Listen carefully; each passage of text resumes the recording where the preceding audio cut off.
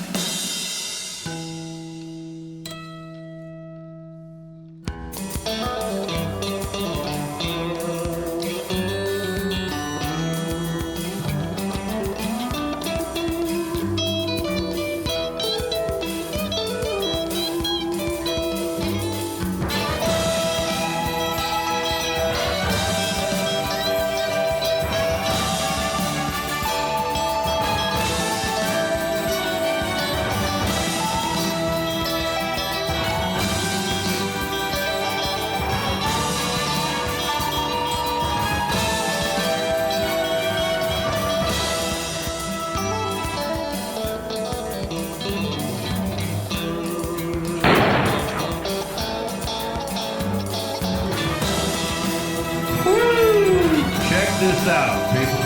Target one with a 273. Clint over there on target number two with a 251. Fastest shot of the contest with a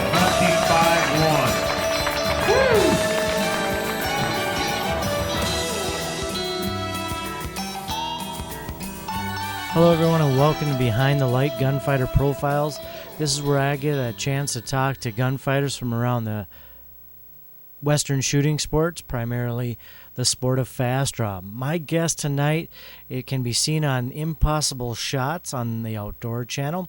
You can also check out his website, mastergunfighter.com, and he's got 7 world championship titles to his name. Mr. Gil Guerra Jr., better known as Cisco. Thanks for coming on, Gil. Yeah, my pleasure. So how did you get the alias Cisco? When I won my first world title, I was waiting tables, and the restaurant that we worked at was called a Gimmick House. All the waiters were in costume, so we had like a Superman and a Robin Hood. And when I interviewed for the job, they said, okay, you've got it. Come on back in 2 hours in costume, ready to go. So I went home, and for lack of anything else to do, I just put on some Western clothes, grabbed a toy gun and a real holster, showed up at work. And when I walked in the door, the head waiter looked at me and said, Butch Cassidy. And I looked at him kind of funny because I wasn't sure what he was getting to. But then he said, Cisco Kid. And I said, okay, since my hair's not blonde and my eyes aren't blue, let's go with Cisco Kid and see how that works. And it just stuck. I've been Cisco since 1974, I believe. Well, that's cool. In fact, the girl that I was dating at the time, for a birthday present, got me license plates that say Cisco. So how did you get started in the sport of fast draw? Well, my father started shooting with a guy named Dick McGaw, who's long since passed away. And he was an old live combat shooter, but they did nothing but thumbing with live ammo at 21 feet with 357s or 38s. And so he shot for a while, and then Dick told him that there was a local competition, a fast draw competition, and it was no big deal. He should just run up there and try it. Well, it turned out to be California State Championships. And he shot the match and decided that he loved it, so he started shooting on a regular basis, and the family would go with him and hang out and support him. And when I saw other kids shooting, I thought, well, this has got to be for me too, so I started at the age of 14. Wow. And what got you hooked? I have always been competitive in nature, and it was a fun sport, and it was very, very exciting. I mean, we used to shoot a lot of blanks and wax and all kinds of different things, and most of the competition in Southern California in those days was man-on-man. The index matches are a lot of fun. They demonstrate how much precision you have to have, but for me, I like man-on-man elimination competition, preferably. I personally love elimination. It kind of gives you the feel of like a real showdown. Well, it brings out the best shot that you've got to offer because you know somebody's trying to beat you right next to you. So when you stand up there by yourself or even in a line and you're shooting a series of shots that you want to try to control, that's one thing. But to just go as fast as you can to try to take the opponent out, for me, it's just the exciting part of it. That's the part that's kept me in for the last 44 years. Oh, wow. That is a long time in fast draw. Yeah, that's a true story. That is a long time. and I still love it.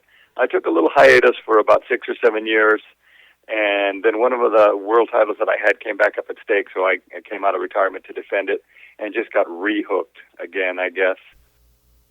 What was the title? That was a world championship that we held over here in Rosemead, California, and I ended up coming in second to Ernie Hill, who was one of the probably fastest shooters who ever hit the earth. Wow. Does your family still shoot in the sport of fast draw? My father shoots a little fast draw locally here in Southern California. I've gotten out of world fast draw a little bit, sort of semi-retired, and got into cowboy fast draw in 2009 when I started doing the TV show Impossible Shots. So I've been stuck in that for a while now. It's really difficult to be a slave to two different masters. I actually shot SAS for about 10 years also, and I haven't done any of that in 3 or 4 years either. Which do you find more challenging, cowboy fast draw or world fast draw?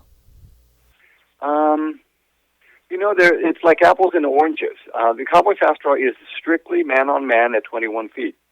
And I enjoy it. It's a pretty difficult sport because at 21 feet, it's hard to hit that target and going anywhere near 0.4 of a second. But fast draw has its own difficulties to it as well because you've got to be a master of many different styles, and they have a multitude of events that I've shot almost all of them, I'm sure, at one point or another. Any of the major index matches, you have to go up and shoot sometimes standing, sometimes walking, sometimes wax, which is a little bit more precise than the blanks, but the blanks allow you to go faster. You have to master 2 or 3 different styles to be very proficient in world fast draw. And I love them both. I just haven't had the opportunity to spend as much time with WFDA as I have with CFDA. You mentioned Impossible Shots. How did you get involved in the show? We were doing a demonstration, a fast draw demonstration, at the World Cowboy Action Championships here in Southern California. And Jim Scouten showed up and had some people doing some video and knew who I was and knew I was a previous world champion. So he asked if I could do a small demo for him. And the following day, I brought a piece of plywood that I had cut a hole into and put some plexiglass behind. And they put a camera behind it, and then I ripped a couple of shots at it. And one of the wax bullets hit right dead center and just opened up. And he thought it was very impressive. So a few months later, he called me and asked if I'd like to join the team, which I was honored to do. And you use a fanning gun in the show. Was that by design or just by accident? Well, for me, the show is to impress people, you've got to do things that are really, really fast. So one of the shots I did was a series of 6 shots blindfolded with live ammo. And I ran all 6 on a steel plate in just over 1 second. I think it was 1.15 seconds. Oh, wow.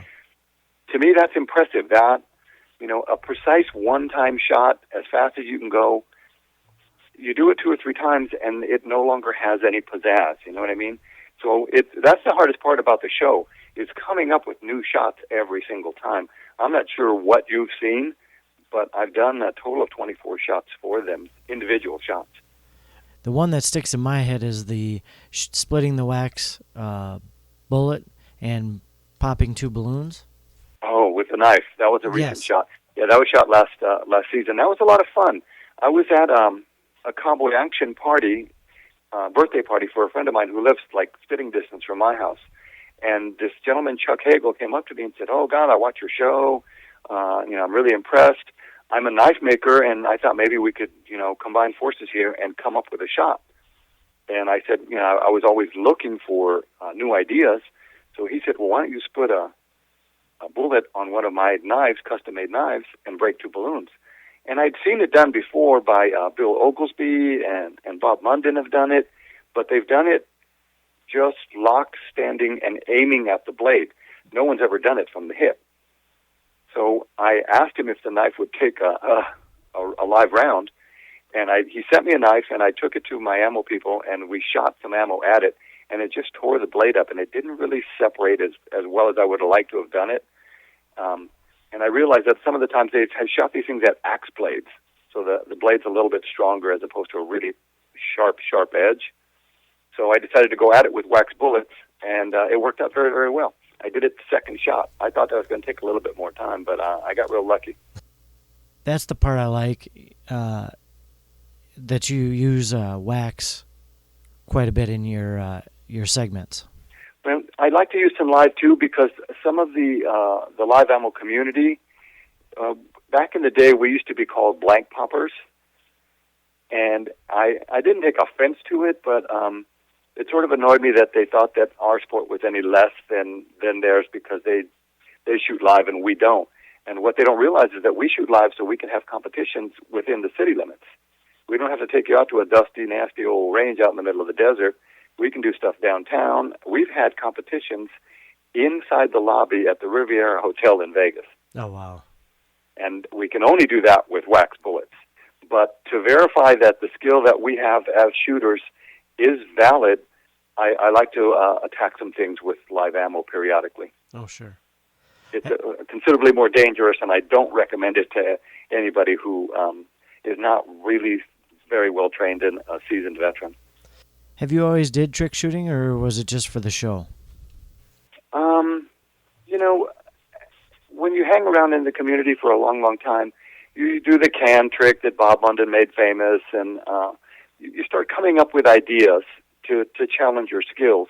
Not like the events weren't challenging enough, but when I was put to the test like that, I had to come up with 6 shots right away, and then they were going to come out and videotape, and I'd never done anything like that. So now I'll wake up in the middle of the night and have some epiphany about a shot that might be really cool, and then put it together on paper, see if it's conceptually sound, and then go after it again later on and try to make it come into being. Okay. For the listeners, you're actually the shooter that's on YouTube that shoots 5 balloons in under a second. That came from my first Master Gunfighter DVD, which we released, I think, in 2002 or 2003. I'm currently working on Master Gunfighter 2, but that won't even come into play for a couple of months. But I don't even know who posted it, and the sad part is that it doesn't say anything about who I am, where we came from, the fact that I even had the DVD. But at this point, the last time I looked at it, I think it's had over 3,700,000 hits. Whoa. Which is amazing. I mean, that's crazy. That's considered viral, I guess. I've reposted it with it says official, and then it has some contact information driving you to the website so you can find out more about Fast Draw. But I'm working on a montage right now that I want to put out so we can get a few more things out. And some of the other shots that I've done are interesting enough that I think they might get the same kind of traffic. So that's what we're working on now. And that's mastergunfighter.com. That is correct. And thanks for the plug. I always like to ask gunfighters that come on the show is to give a little advice. What would you give to a new shooter or someone just starting out? Well, all the fast draw sports that we have are all solid and competitive, and I love them all. I wish I had the time to pursue each one of them individually. But first, I would make sure that you've got some good, solid equipment that's safe, because the key word here in all of this is safe. You can't be making mistakes with this kind of a sport. Then I would find someone locally who is an established shooter who can train you. And then probably the single greatest asset in getting better is dry fire practice.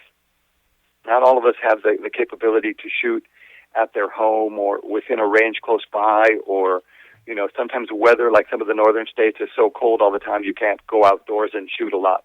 But dry fire practice is an incredible training tool. In the first DVD that I did, I show people how to take a coat hanger and bend it into like a 6 or 7 inch circle and place it strategically in front of you, and then into the mirror with an empty gun, of course, draw and put the barrel inside that circle every time without touching it to hone your skills. These wax bullets go very, very straight, and depending on the distance that you're at, a quarter inch off on the barrel could mean 3 or 4 inches off the target. Oh, wow. So that dry firing into the mirror in particular, dry fire really helps you to see where the shot's going off and to see listen to the timing and that kind of stuff. So dry fire practice is probably the single greatest asset to anybody who wants to be shooting proficiently. I still dry fire myself, even though I've been doing this for 40 years. And that doesn't matter what style you're shooting? It really doesn't matter. Even when I got into cowboy action, I didn't have the ability to just pop down to the range and rip 200 or 300 rounds off. So I got some dummy ammo for the shotgun and the rifle, and did a lot of dry fire drills off the end of my pool table. Okay. With cowboy action, it's not so much whether you're going to hit the target or not. You can't really consider that you might miss. You have to assume you're going to hit it all the time. It's more about getting the ammo in and out of the gun as quick as possible and getting to the next gun. The transitions are where all the time is taken up. Do you have a favorite contest you've shot in? Yes, I do. The very first Fastest Gun Alive Championship that was hosted by Ted Blocker in Virginia City, right in right downtown on the street. I mean, it was across the street from the Bucket of Blood casino and bar. And for me, Fastest Gun Alive is probably the single greatest title. And now the Cowboy Fast Draw people combine the title with World Champion Fastest Gun Alive competition, which they host every October in Nevada, up in Fernley, or Fallon, Nevada, I'm sorry. That first one had the largest cash prize structure that was ever given out in the history of all the fast draws.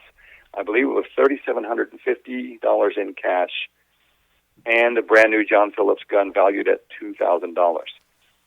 And the way the match was set up was that you had to fire 6 index events, shooting wax bullets at the blocker target at 8, 10, and 12 feet, a series of 5 shots at each, twice.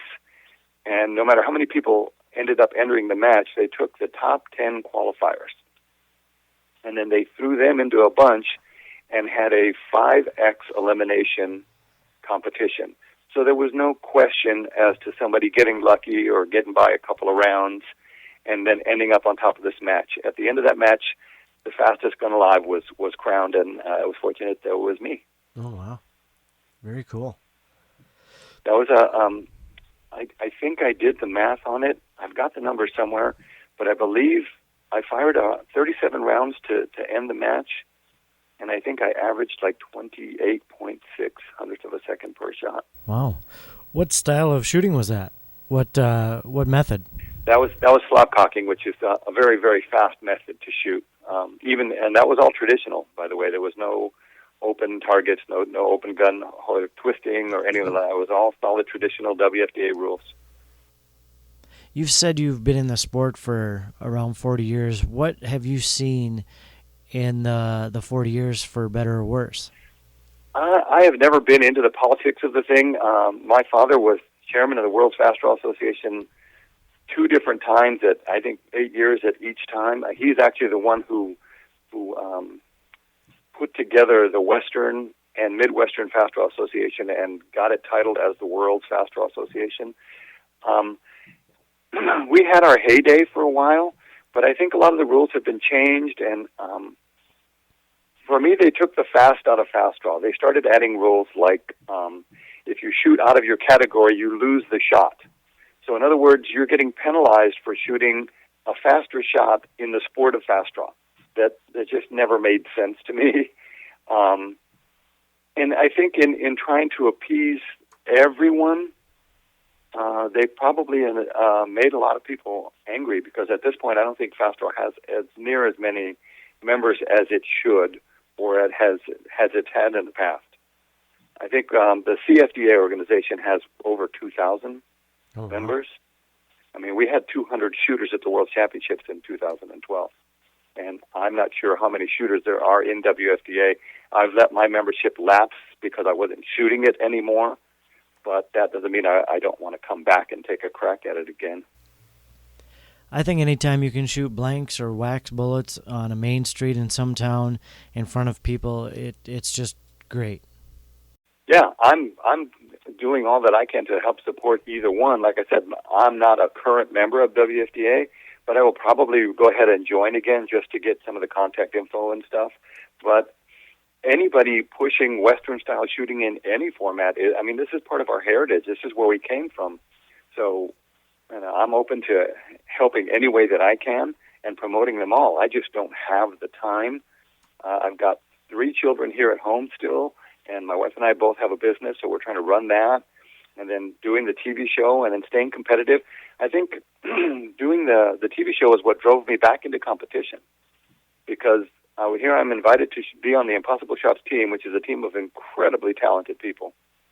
And I wanted to make sure that I still had the validity to be verified, to be good enough to be on the team, not living off past victories and titles. I came out of retirement to show that I still had the stuff. You know what I mean? Yep. And since then, once I got into that first Cowboy Fast Draw competition, I just got hooked. Like I said, it's man-on-man. It is always man-on-man. It's one event, so you can become pretty proficient. And over the last 4 or 5 years, I mean, the top speeds when I first started were 39, 3,800 to the second. We got a guy up in Nevada right now named Kodiak who just shot a 31.7, I believe, which is the current record at 21 feet, and that's a blazing shot. That's pretty impressive. Yeah, he's a very nice guy and an incredibly talented shooter. He just won the World Championships last year. How do you keep everything fresh because of practicing and not having your practice get stale? I think number one, you still have to love it every day. You have to get up and think about it. And surprisingly, after this many years, I still do. But I started teaching a couple of guys locally. And 4 years ago, we had, maybe 10 local club members in our club called the Deputies that was founded by Billy Two Guns. And now we have close to 50 members. And they're all really hungry. Most of them are new shooters. Some of them are, we've got like half a dozen yearlings that have only been doing this for 12 months. And they're so hungry that they'll shoot any time that you give them the opportunity. Excuse me. So we practice. I mean, I train people 3 or 4 times a week. Oh, wow. And in training, in teaching, you also learn a lot because you get to see mistakes being made and you analyze how to correct them. I have 3 or 4 people that I've trained, so I consider them certifiable shooters that can also teach. So between the 4 or 5 of us, we've got 20, 30 members in the club that are coming all the time. Local club shoots. I shoot 3 or 4 times a week. You have to stay at that level. You have to stay competitive. You have to stay on top of it. You don't want your reactions because, fast draw is a combination of the actual physical drawing the gun and reacting to the light. And they both have to stay crisp and really strong and work as a unit to get that optimum shot. You mentioned reacting to the light. Now that's definitely a key to our sport, isn't it? We have an old saying in the sport, if you're going to be really fast, you shoot with the light, not on it. You don't wait for it to fully illuminate and see this big ring of light. That's what I liked about fast draw so much was that we would shoot a lot of close range stuff, 8 foot, 10 foot, using a 40-watt clear bulb. And I could actually see the filament start to glow. And in Cowboy Fast Draw, they've changed that to an LED array.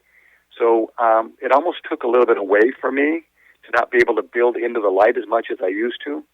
But the bottom line is, when your light and draw are as close together as humanly possible, that's when you know you got your maximum shot.